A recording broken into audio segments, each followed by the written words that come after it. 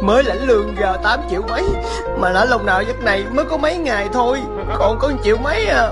Vậy đó, rồi tiền đâu mua xe, tiền đâu mà sắm vàng. Bạn bè làm gì không biết mà nó dư tiền quá trời dư ta. Đồ mẹ Tết tới nơi rồi gán dình dụm mà dình dụm không có được gì hết trơn. Làm như con trâu con bò rồi mới làm nguyên 1 tháng trời dài đăng đẳng gì chứ, mà lãnh lương ra xài có mấy bữa là hết trơn rồi, bất công quá mà.